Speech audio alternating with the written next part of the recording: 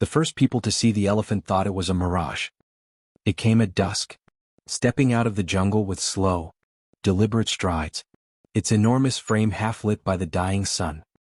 The fields were empty, the air still, goats scattered. Birds went silent. No one in the village had seen an elephant there in years. Not since the logging roads were closed and the forest reclaimed the hills. But this one didn't raid crops or trumpet in warning. It simply stopped at the edge of the path and waited, trunk lowering to the ground as though listening. Children ran for their parents. Doors slammed. Within minutes, a dozen people had gathered, whispering behind walls and fences, watching the giant stand motionless beside the old tamarind tree. Then someone gasped. "The scar," they said. "It's the one from the flood." And every face turned toward a small clay house at the far end of the lane, toward the man who had once saved it.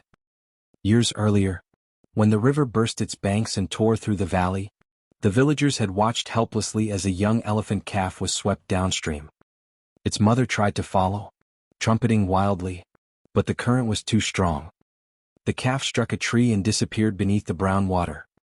It was the old farmer, Joro, who went in after it. He was past 50 even then, thin and quiet, but stubborn enough to wade into a flood no one else would touch. They said he followed the sound of the calf's cries until he found it trapped between two fallen trees, its hind leg pinned beneath a branch. He stayed in the water for nearly an hour, hacking through the wood with a sickle until the calf broke free. It was too weak to stand, so he guided it to higher ground, patting its side, murmuring to it over the roar of rain. When the herd returned the next day, the calf limped toward its mother, trailing behind her like a shadow. As it vanished into the forest, Joro noticed the injury, a deep gash along its right flank, shaped like a crescent moon. He never forgot it. In the years that followed, Joro's story became a kind of legend among the children. He would sit beneath the tamarind tree, telling them how the calf had looked back before disappearing, how he'd felt its trunk brush his shoulder, as if in thanks. Some believed him. Most smiled politely and called it an old man's tale. Now that same elephant stood again beneath the same tree. Older, broader, its side still marked by that vicious half-moon scar. Joro was 82 and bedridden. His breath had grown shallow. The monsoon humidity made the air heavy inside his house. His daughter, Safi, sat beside him, wiping sweat from his forehead when she heard the commotion outside. She opened the window, expecting thunder, and froze. The elephant was there, just beyond the fence, trunk swaying slowly as if smelling the air. Its skin was caked with mud, tusks chipped and yellowed. But the mark on its ear was unmistakable.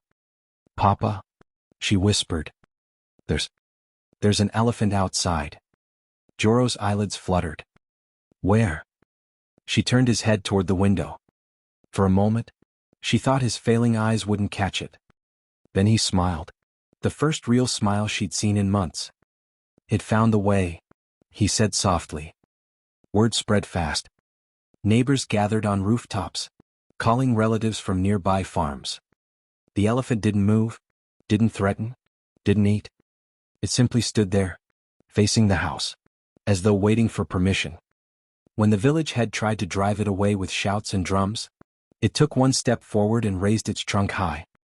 The sound it made wasn't loud, but it cut through everyone's chest. A deep, rolling note that made the tamarind leaves tremble. The drumming stopped. No one spoke again. Inside, Joro stirred. His breathing was ragged now, each inhale a shallow scrape. Safi held his hand. "Do you hear it?" she asked. He nodded. "She remembers." He tried to sit up, but she stopped him. The old man's eyes glistened with tears. "Open the door," he whispered. "Papa, please." She hesitated only a moment, then unlatched the wooden door. The elephant turned its head at the sound. Joro lifted himself inch by inch until he could see through the doorway. The creature stood in the fading light, a mountain of quiet breath and shadow. It took a single step closer, its footfall soft in the mud. Then another. The villagers watched from behind walls and trees, their fear replaced by awe. The elephant stopped a few meters from the threshold. Its trunk reached forward, curling gently through the air until it brushed the edge of the porch. Joro raised his hand, trembling, and the two met halfway. Human skin against rough, warm hide. For a moment the years between them disappeared. Safi pressed her hand to her mouth. The elephant's eyes closed briefly, the way creatures do when they rest against trust. It stood like that for several seconds, breathing slow before lowering its trunk to the ground. Joro whispered something no one else could hear. Then he leaned back against the pillow, eyes still on the doorway. The elephant didn't leave that night. It stayed near the house, shifting its weight now and then, occasionally letting out a low rumble that vibrated through the walls. When the oil lamps burned out, the villagers saw its silhouette against the stars, unmoving, watchful like a guard. Just before dawn, it turned. It touched the wooden door once with its trunk, then walked down the lane through the sleeping village, and disappeared into the forest. When the morning came, Safi found her father peaceful and still, his hand resting open as if waiting for one last touch. The villagers carried his body to the riverside that afternoon. And as they laid the firewood, a distant trumpet rolled through the valley, long and low, echoing off the hills. Some said it came from miles away. Others swore it was just beyond the trees. Either way, no one spoke. When the final flames rose, a soft rain began to fall. The smoke curled upward, drifting toward the jungle, and for a moment it looked as though the sky itself was bowing.